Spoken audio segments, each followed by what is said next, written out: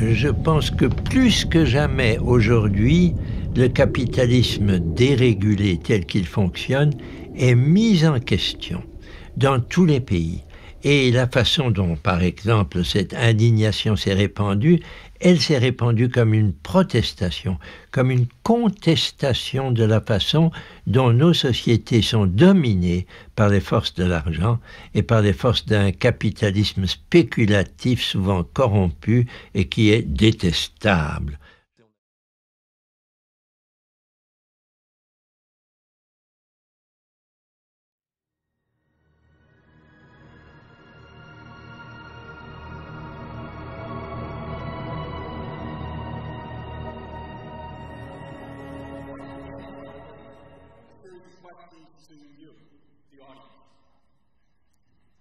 Think about your family and your close friends. How many of you have family or close friends with cancer or have experienced cancer?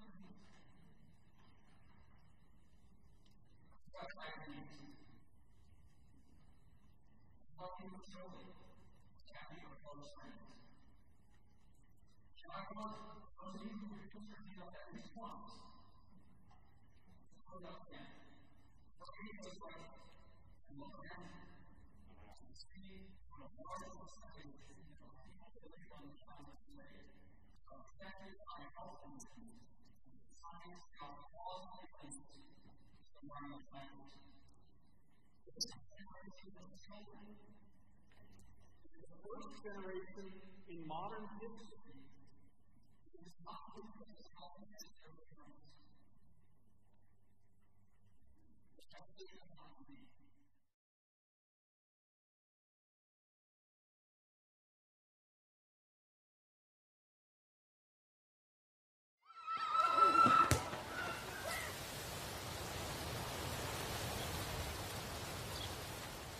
L'appel de Paris, il y a 2 ans, a dit cela. C'est nos activités, les activités humaines, qui génèrent les maladies.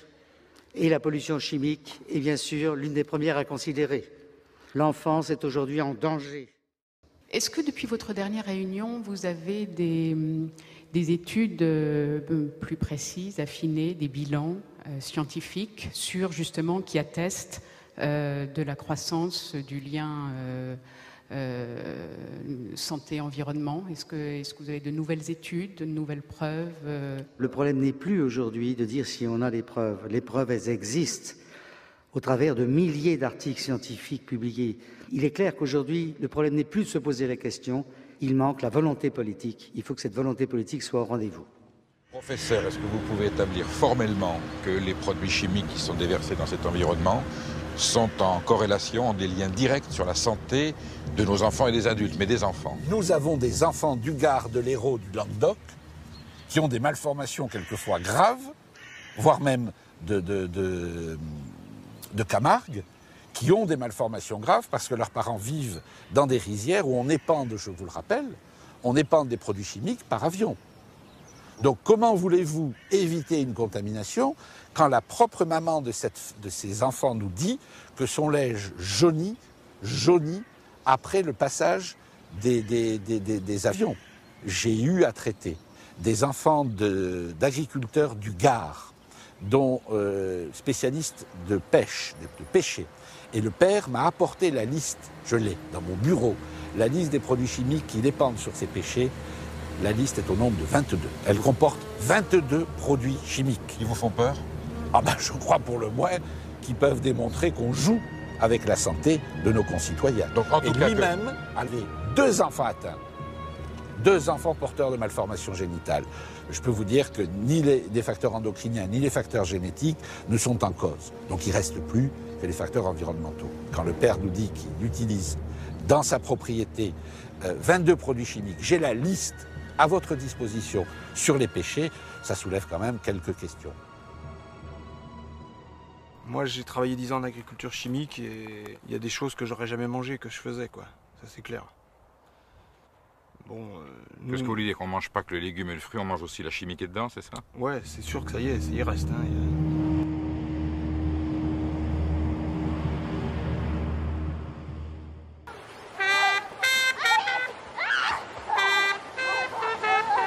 N'oubliez pas que dans certaines régions, les eaux des rivières sont polluées à 100%. Est-ce que ce n'est pas un signe d'alarme pour vous suffisant pour démontrer que la nature est contaminée? Vous avez certaines régions dans lesquelles les nappes phréatiques, qui sont quand même pour nous des marqueurs de la qualité de la vie à travers l'eau, car l'eau c'est la vie, eh bien certaines nappes phréatiques qui sont contaminées à plus de 90%. Est-ce que ces informations ne vous suffisent-elles pas?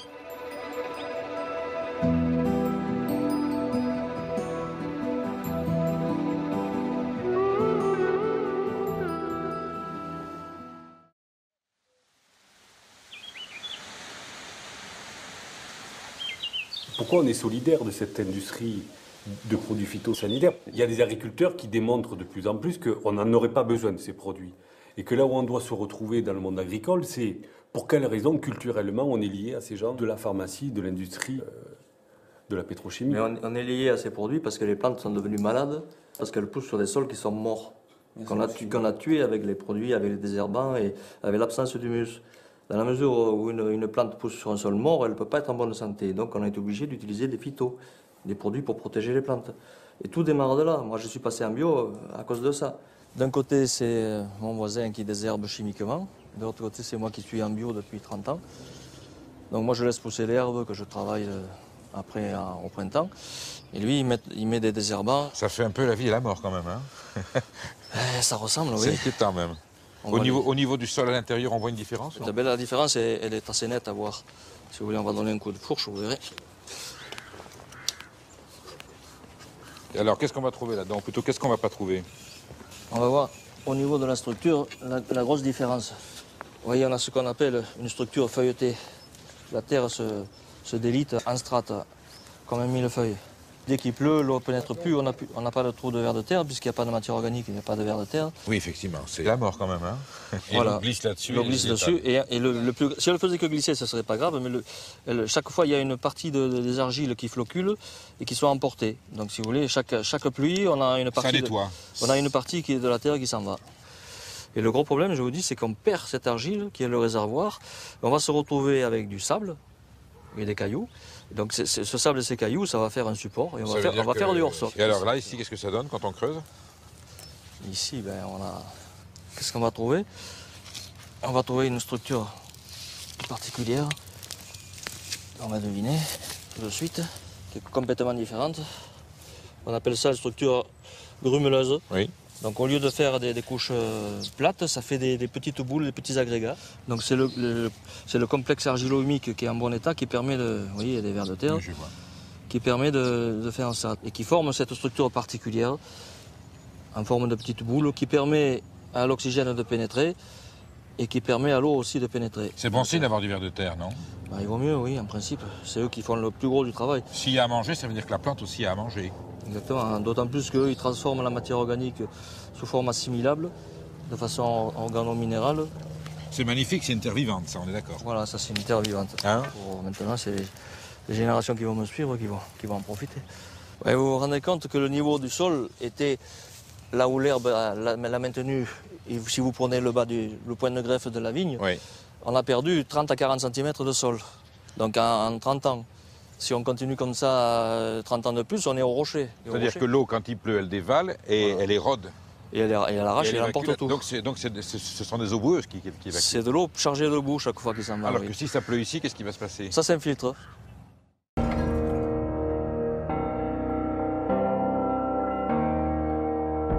Nous faisons aujourd'hui ce constat que le modèle alimentaire moderne est dans une impasse globale. Il repose sur un gaspillage d'énergie fossile non renouvelable. Il ruine ses paysans. Une exploitation disparaît encore tous les quarts d'heure en France. Il saccage ses ressources, notamment l'eau. C'est 73% des pompages d'eau douce qui sont consacrés à l'agriculture sur la planète.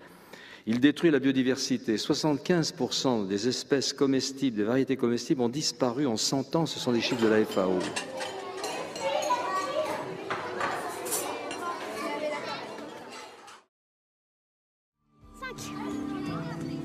5 mm la mâche, on va dire dans les 1 mm, dans les 2 mm. Vous gaspillez pas l'eau, hein?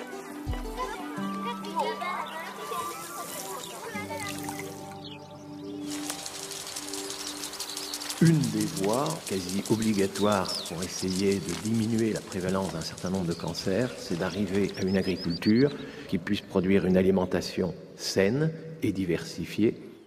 C'est-à-dire, au fond, ces alternatives qui montrent un peu ce que pourrait être l'agriculture de demain, elle est en germe chez les agriculteurs bio, chez les gens qui seraient faire de l'agroécologie, chez les gens qui, à travers parfois l'agriculture dite paysanne, celle qui est ancrée dans le pays, celle qui prend en compte les fonctionnalités des terroirs, qui, y compris au niveau de la commercialisation, les circuits courts, inventent ces formes d'agriculture artisanale de haute qualité environnementale, haute qualité sanitaire.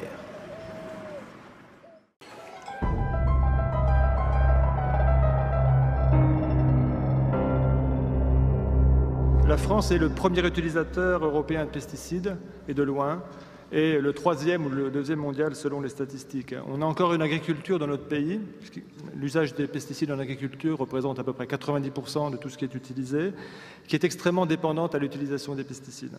9 traitements différents qui sont appliqués sur des blés et plus de 27 traitements qui sont appliqués sur des pommes en arboriculture fruitière classique intensive.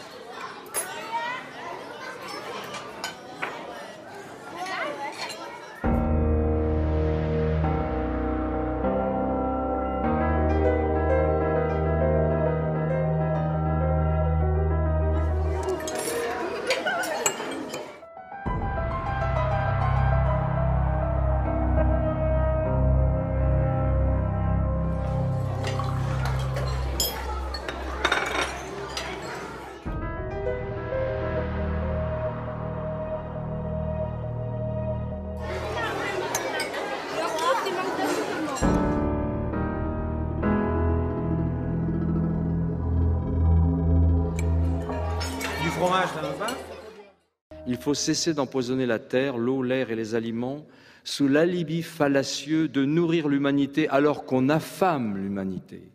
C'est pourquoi, face aux dérives du modèle agricole dominant, il faut une réforme en profondeur pour préserver la santé et l'environnement.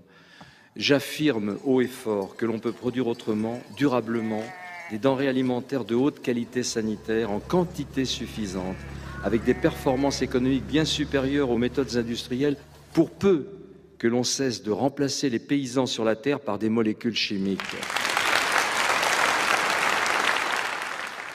Une méthode agronomique qui permet de se nourrir tout en renouvelant la terre et en régénérant les milieux naturels. C'est ça qui est assez original. Ça veut dire qu'à petite échelle, on peut faire avancer également les choses. C'est pas seulement à petite échelle. Il faut bien faire attention parce qu'aujourd'hui, les sols qui nous nourrissent, l'eau qui nous abreuve, les variétés que la révolution néolithique, depuis la révolution néolithique qu'on a accumulée avec l'humanité, sont en train de disparaître, d'être malmenées. C'est d'ailleurs malheureusement, nous sommes, sans incriminer les agriculteurs proprement dit, le choix agronomique que nous avons fait d'inspiration industrielle a amené finalement à mettre en place un mode de production qui détruit en produisant. Donc si vous êtes dans cette logique produire et détruire, évidemment ça met en évidence le fait que ça ne peut pas aller très loin. Et quand nous avons, nous, acquis notre petite ferme, eh bien on a décidé que nous appliquerions sur des sols arides des méthodes qui régénèrent ces sols, qui permettent de produire de mieux en mieux, en quantité, en qualité, parce qu'aujourd'hui l'alimentation véhicule quand même des nuisances, il faut le dire. Et je dis souvent dans mes conférences, bientôt quand on s'invitera, plutôt que de se souhaiter bon appétit, il faudra se souhaiter bonne chance parce qu'on ne sait absolument pas ce qu'on est en train d'absorber. Oui, le drame aujourd'hui de l'agriculture, c'est qu'on a séparé l'élevage de l'agriculture, qu'on a spécialisé les zones géographiques, que ça fait du tout avant. Voilà, enfin, quand on pense que nous on est dépendant du soja et du maïs qui viennent du bout du monde avec la débauche énergétique que cela fait, bon voilà. Alors ça veut dire que vous êtes favorable à des actions à une échelle locale? Il faut revenir à l'idée de produire et consommer localement, ce qui éviterait les transports, etc., en quantité, en qualité. En 2012, collectivités et agriculteurs bio créent la coopérative Bio d'ici. Mais 2 ans après, la structure est déjà en difficulté financière et regrette que cet engagement du bio local dans les assiettes ne soit pas suivi davantage dans la restauration collective. Aujourd'hui, on distribue sur 36 structures. qui ont en moyenne 200 rationnaires et notre moyenne de livraison par semaine et par structure est de 65 €. C'est-à-dire qu'on est au niveau d'une consommation familiale de 4 personnes. Si effectivement il n'y a pas une introduction plus importante en termes de volume, on ne peut pas réussir ce projet-là, puisqu'il faudrait qu'on consomme des produits locaux de façon régulière et en quantité. J'ai lu qu'il y avait 80% de Français qui plébiscitent le bio, mais malheureusement, du fait du prix plus élevé, très peu de personnes achètent du bio. Mais sachez qu'en moyenne, pour certains produits, pour beaucoup de produits issus de l'agro-industrie intensive, on pourrait multiplier par 2, 3, voire un facteur 4 le prix indiqué sur l'étiquette. Les subventions que l'on va donner généreusement pour inciter à produire d'une certaine manière, les coûts de la dépollution, les coûts sanitaires que ça peut engendrer, etc. Les coûts économiques aussi, quand on produit de trop, les coûts chutent et donc on nous réclame des montants compensatoires. Tous ces coûts-là sont externalisés, c'est-à-dire ils ne sont pas portés sur l'étiquette, mais ils sont déplacés vers vos impôts. Donc si on remettait sur l'étiquette ce qu'il coûte vraiment, du coup, les produits qui paraissent pas chers seraient beaucoup plus chers qu'un produit bio. Et ça, il faut absolument le dire haut et fort. Il faut arrêter ça. Mais arrêter ça, ça veut très clairement dire qu'il faut une nouvelle politique agricole commune pour ce qui est des pays de l'Europe de l'Ouest, qui consiste en quelques mesures très claires. Les 9,5 milliards d'euros qui sont donnés actuellement à nos agriculteurs, on se donne 5 ans, on les redistribue à la restauration collective, on commence par les écoles primaires. Eh bien écoutez, si vous transférez ces 9,5 milliards d'euros aux 2,7 milliards de repas servis annuellement par an en France, vous accroissez le prix d'un repas de 3 €, vous faites plus que doubler le prix des repas donnés à la restauration collective en France, vous relancez la demande dans l'agriculture française dans des produits de qualité et de proximité. Les agriculteurs qui ont toujours demandé à être rémunérés par les prix, non pas par des subventions comme des mendiants, pourront enfin vivre sérieusement de la vente de produits de qualité avec une reconnaissance sociale qui sera celle de notre alimentation et ça ira dans le sens d'une lutte anti-cancer. Je suis sûr que cette proposition peut être agréé si on s'y met maintenant, si on parle non pas de la politique agricole commune dans le sens qu'est-ce qu'on peut défendre sur les avantages acquis, mais de se dire que oui, il y a une autre alternative possible pour le plaisir du plus grand nombre. Je suis sûr qu'on peut, à l'échelle d'ici un an et demi, renverser la vapeur et faire en sorte que la politique agricole commune devienne une politique modèle.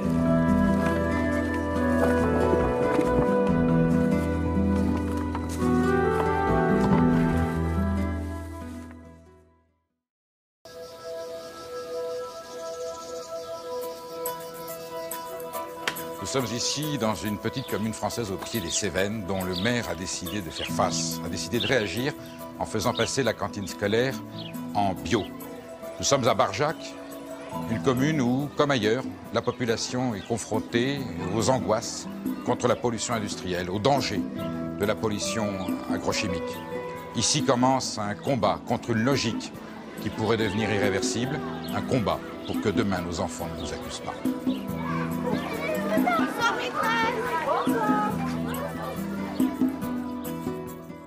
Quand je dis aux parents, vous faites mal manger vos gamins, c'est pas porteur électoralement. Et quand je dis à mes amis agriculteurs, vous faites peut-être pas des cultures bien saines pour la santé, c'est pas là non plus bien porteur électoralement. Je me mets du monde à dos. Mais il faut s'en mettre du monde à dos, mais en toute amitié. En toute amitié. C'est comme ça que les choses avancent.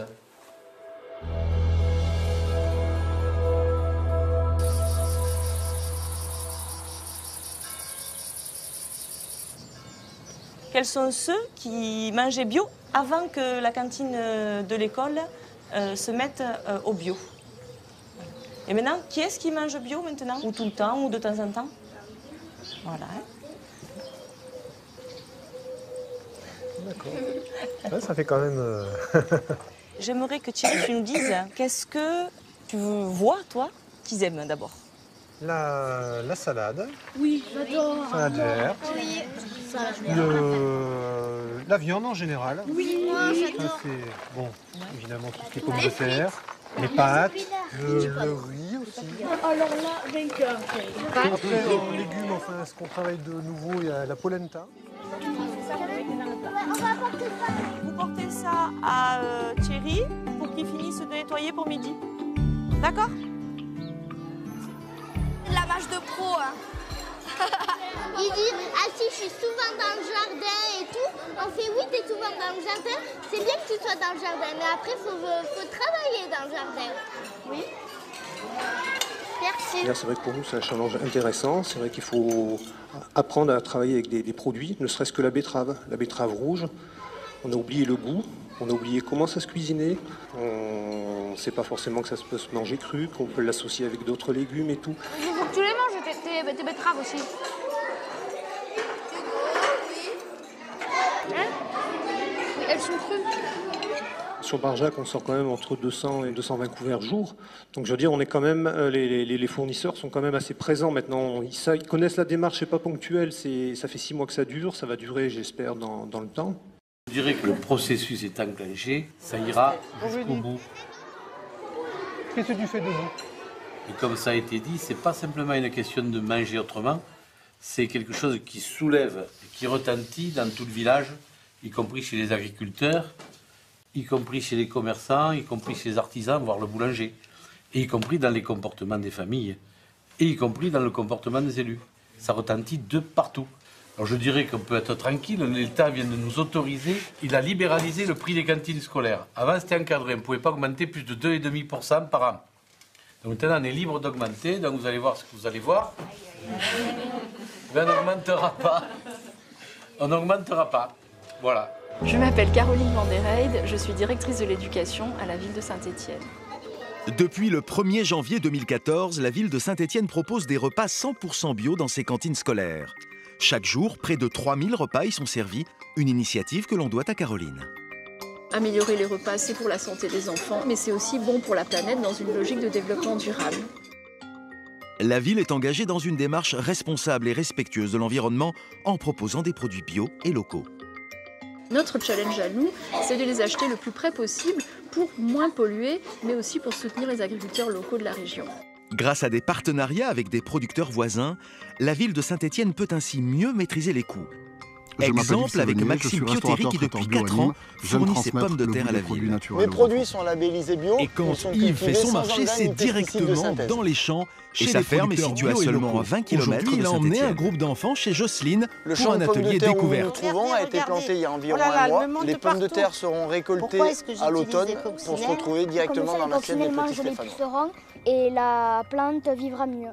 Ici, sur les cultures, pas d'insecticides et d'engrais chimiques de synthèse. Tout est naturel, tout est bio. Après la cueillette, direction le restaurant d'Yves pour déguster l'asperge fraîchement cueillie. Elle ne vient pas de l'autre bout de la planète. Elle a vraiment été produite localement. Nous sommes vraiment dans le circuit court, c'est-à-dire on ramasse, on cuisine, on mange. Je crois que l'agriculteur sait la réalité des choses au niveau des pesticides, au niveau des produits chimiques. Par contre, là où il faut l'aider, c'est à sortir de ces contraintes économiques, psychiques, idéologiques qui l'amènent à ne pas bouger, à ne pas faire jouer la clause de conscience.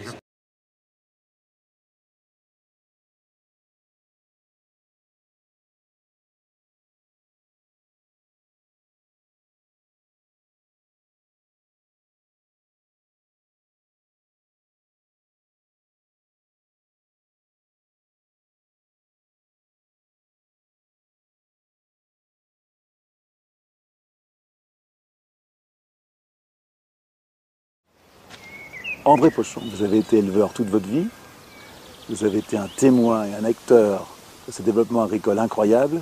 Comment est-ce qu'on est passé à cette agriculture au productiviste?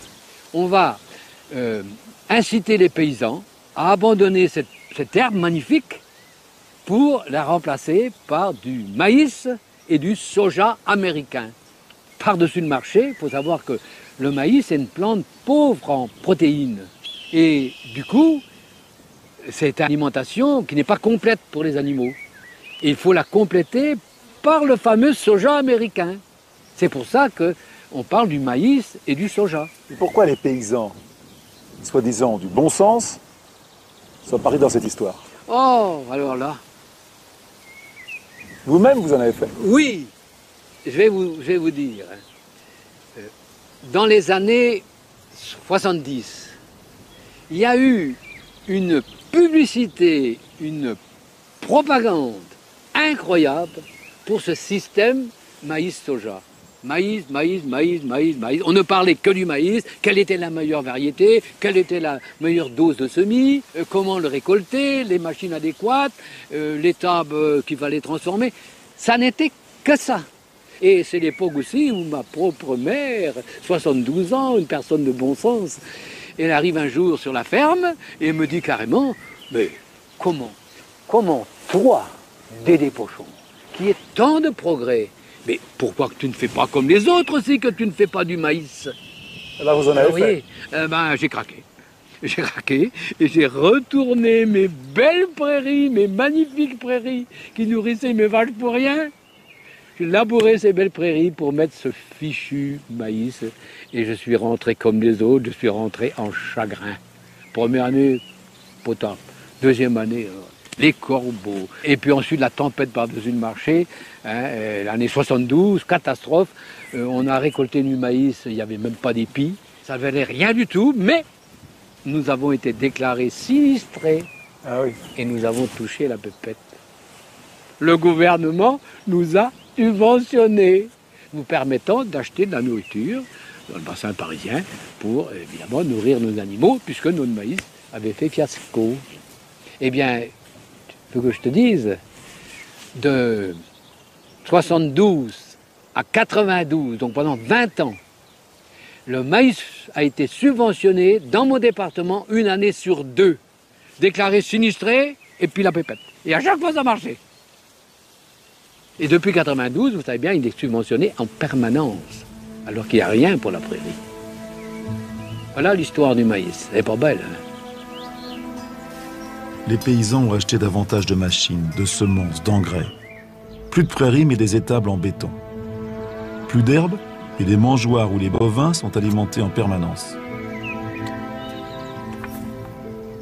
Bien loin des traditions de cette vallée, la tendance actuelle est d'aller vers un élevage industriel poussé à son maximum. Souvenez-vous des feedlots, ces gigantesques fermes américaines que nous avions filmées dans notre dernière émission. Les vaches sont parquées dans de véritables usines à viande. On compte jusqu'à 100 000 têtes de bétail par parc à engraissement. Ces animaux faits pour l'herbe sont forcés aux hormones et aux antibiotiques. L'élevage intensif se fait donc au détriment de la condition animale. Chez nous, c'est le cas pour les cochons, la première viande consommée au monde.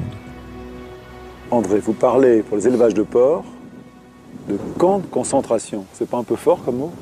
Ah, pas du tout. Vous avez vu les cochons sur ce fameux, on appelle ça caillebotis intégral. Ça veut dire quoi? Ça veut dire que les cochons sont nuit et jour sur des barres de béton en parallèle. Il y a 2 cm entre chaque barre et la fosse à lisier est en dessous. Ces images extrêmement dures ont été tournées au Canada. Mais c'est la même chose en France. Aucun élevage industriel français ne nous a autorisés à filmer. Mais pourquoi? Ça montre bien qu'il y a un problème.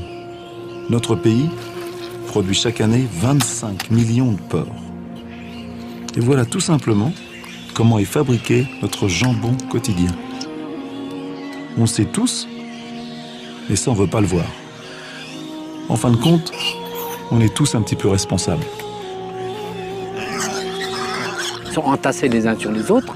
Hein, c'est 0 mètre carré 66 par porc de 100 kilos. Vous vous rendez compte? 0 mètre carré 66. Et les pauvres bêtes, ils n'ont rien à grignoter, il n'y a plus de litière. Et comme ce sont des animaux fouineurs, qu'est-ce qu'ils font? Ils fouinent dans le derrière du voisin, ils mordillent la queue. Donc on leur coupe la queue. Donc, pour prévenir ça, à la naissance, on coupe systématiquement la queue des cochons, des porcelets, et également les dents. Sinon, ça ne fonctionne pas. Et les pauvres bêtes, voilà leur vie. Hein. Manger, coucher, relever, manger, voilà, les uns sur les autres. C'est l'industriel. C'est infernal. Celui qui a vu ça, il se dit, mais comment peut-on arriver à traiter nos animaux, nos amis, les bêtes, de cette façon? Mais ces éleveurs-là, ils ne mangent même pas leurs cochons alors? Ces éleveurs-là ne mangent pas leurs cochons. S'ils veulent un cochon pour leur famille, ils achètent un cochon dans une petite exploitation, un cochon qui est fait justement sur litière et nourri autrement. Votre solution, c'est quoi? Mais la solution, c'est la solution de bon sens.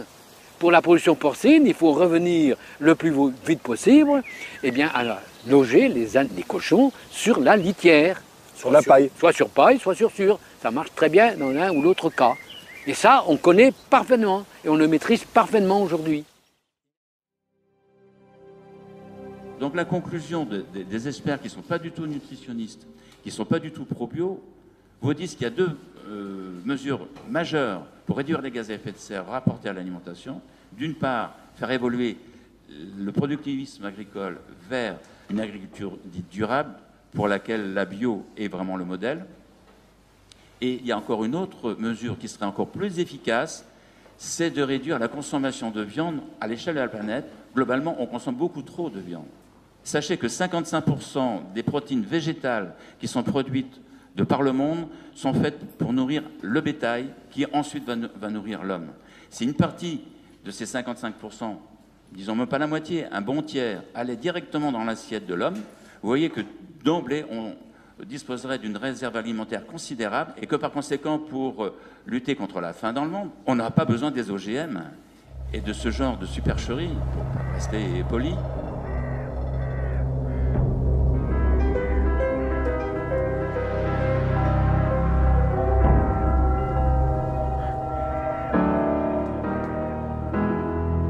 Qu'est-ce que c'est l'équilibre, en fait, entre les viandes et les légumes? L'équilibre, c'est de trouver des équivalences en termes de qualité pour les protéines avec d'autres produits que les produits animaux. Exemple qui va vous parler tout de suite, le couscous. En précisant que le couscous des Maghrébins au jour le jour, pour des raisons économiques justement, il est végétarien, parce qu'ils n'ont pas les moyens de s'acheter des merguez ou des côtes de mouton tous les jours. Mais avec un couscous, avec de la semoule de blé complet et du pois chiche, qui est de la légumineuse, et des légumes frais de saison et tout ça, vous êtes bon. Alors aujourd'hui, on va juste ramasser les brocolis et la mâche. Ça sent? Est-ce que ça sent quand tu fais? Ça sent quoi? Ça sent le radis. Au milieu, là, ça sent. C'est beau, hein? Ça va, ça coupe, hein? J'espère qu'ils seront bons. T'aimes bien le chou sale? Jamais goûté. Comment la ramasse? Vous allez au plus bas et vous tirez. Voilà, vous tirez. Vous allez au plus bas. Vous coupez ici avec votre ongle. Vous portez ça à Thierry pour qu'il finisse de nettoyer pour midi. D'accord?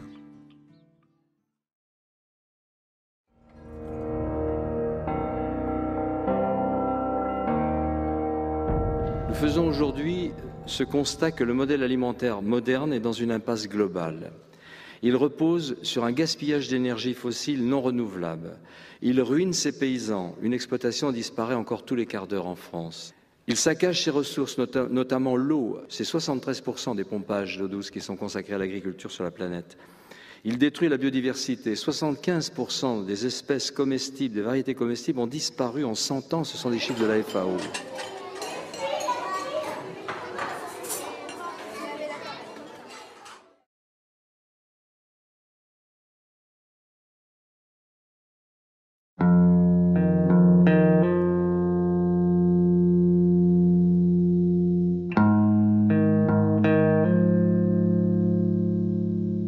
Les graines, c'est quoi pour vous?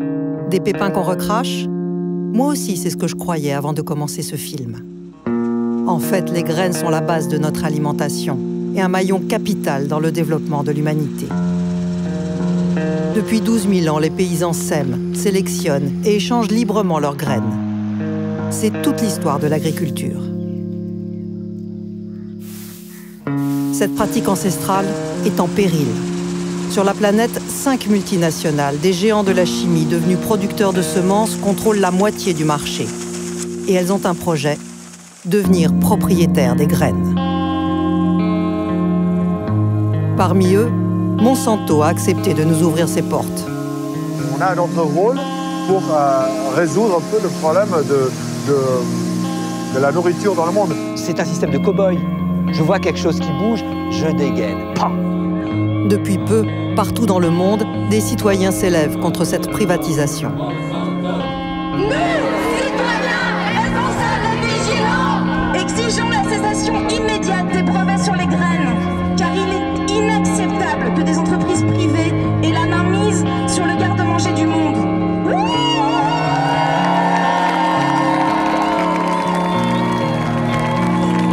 À New York, Tokyo, Paris, dans près de 400 grandes villes du monde, ils sont des centaines de milliers à manifester.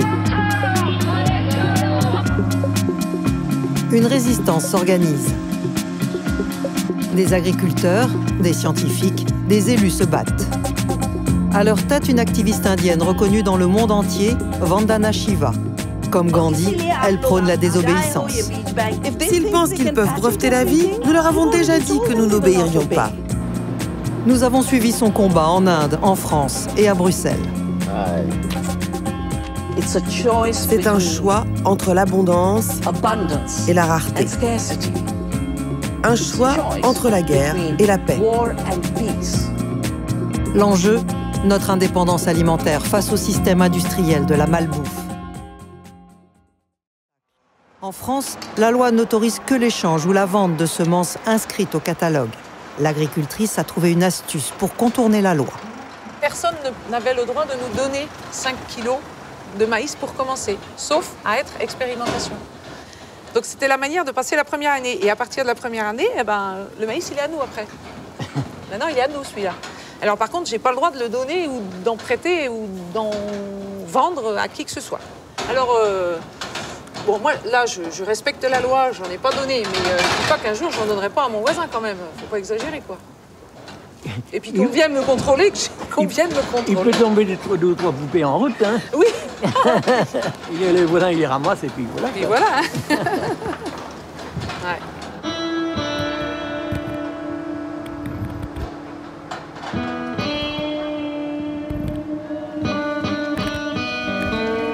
Aujourd'hui, 95% des semences de maïs inscrites au catalogue sont hybrides, donc stériles. Un verrouillage qui rapporte gros à l'industrie. 769 millions d'euros, un tiers du chiffre d'affaires de toutes les semences en France. Des agriculteurs dénoncent cette mainmise. À leur tête, Guy Kassler. Moi, ça ne me dérange pas. Et je voudrais qu'on passe au moins 2 heures à parler de là-dessus. Il a fondé le réseau Semences Paysannes pour défendre les agriculteurs qui, comme Marie, veulent retrouver leur autonomie. Pour lui, les hybrides, tout comme les OGM, ont été mis au point pour contrôler le marché. L'industrie semencière, elle peut faire monter le prix autant qu'elle veut, et les prix des semences sont multipliés par 2, par 3. On a vu la même chose aux États-Unis dans les 15 dernières années avec les OGM, où le prix de la semence, de la même manière, à partir du moment où il y a un brevet qui interdit à l'agriculteur de ressemer une partie de sa récolte, le prix des semences a été multiplié en moyenne par 3 aux États-Unis, en moins de 15 ans.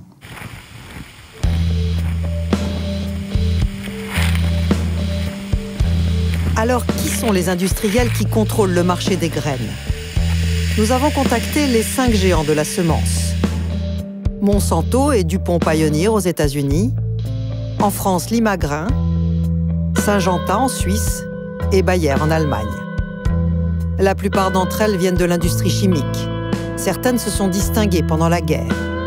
Bayer est issue d'IG Farben, l'entreprise qui fabriquait le Zyklon B pour les nazis, utilisé dans les chambres à gaz. Monsanto, c'était l'agent orange, répandu dans la jungle pendant la guerre du Vietnam pour anéantir l'ennemi. Des produits qui seront recyclés en pesticides pour l'agriculture industrielle. D'après le site internet de Monsanto, le soja Roundup Ready fut la première culture transgénique autorisée aux États-Unis en 1996. Ces producteurs sont regroupés au sein de l'ASA, l'Association américaine du soja, dont le site de Monsanto fournit l'adresse. John Hoffman, son vice-président, est un défenseur inconditionnel de la biotechnologie.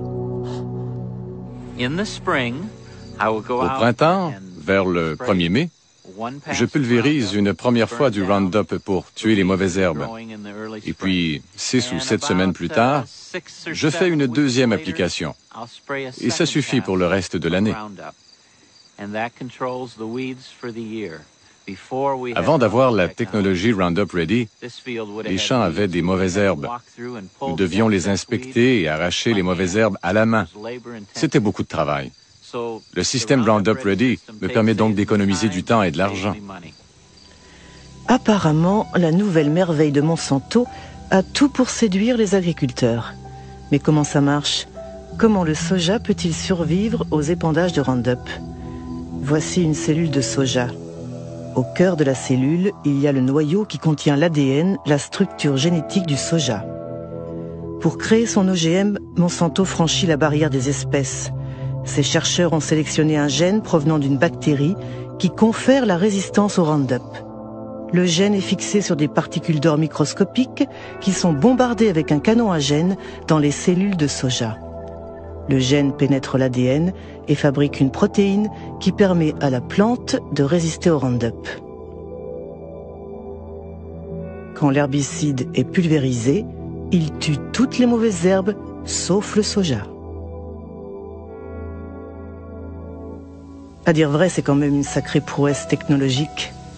Mais tout de même, ce soja destiné à être arrosé par un herbicide puissant finira dans l'assiette du consommateur. Jean-Pierre Berland est un amoureux de la nature.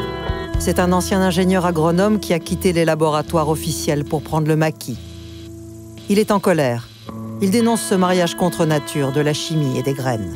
C'est quand même une situation extraordinairement inquiétante, puisque on a l'industrie des semences, l'activité semencière maintenant est entre les mains, c'est-à-dire les semences, c'est la vie.